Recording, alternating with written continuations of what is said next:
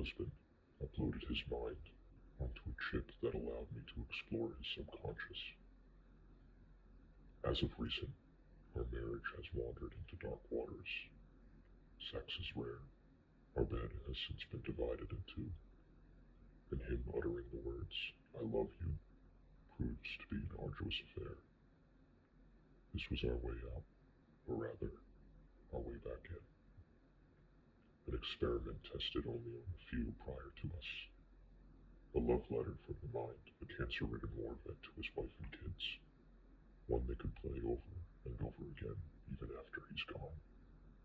A scientific voyage into the mind of a serial killer in hopes to catch the next one before it's too late. Each yielding an overwhelming success rate. He tells me his love burns passionately for me, but I must rekindle it myself. The rules are as follows. The subject must be in a controlled setting, under the supervision of a guardian until timed evacuation. Room temperature, yet never exceeding 75 degrees Fahrenheit. There should be no external noise, or else the subject might hear its echo from within. And lastly, and most importantly, the guardian must never forcibly remove the subject from the other's mind. Premature evacuation could warrant severe health effects such as temporary or permanent paralysis. Once we had checked off all of the necessary precautions, the chip was installed, and I drifted. My eyes rolled to the back of my head, and I awoke in a dark room. If it weren't for the single hanging light bulb in the center, I wouldn't be able to see a thing. It was cold. The air was moist.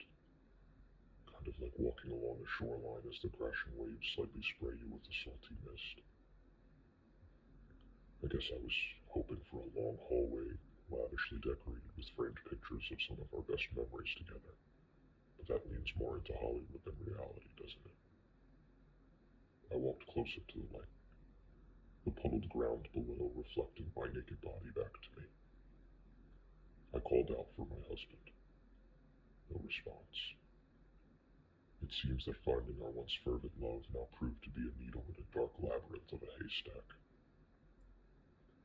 As I approached the light, I could faintly hear the subtle buzz of electricity. I pulled on the rope, drowning out all light. I could not see nor hear anything. I pulled once more. Lights as bright as a football stadium blinded me. Upon regaining consciousness, I gasped at what was before me. It was me. Several of me. Bound, gagged, abused.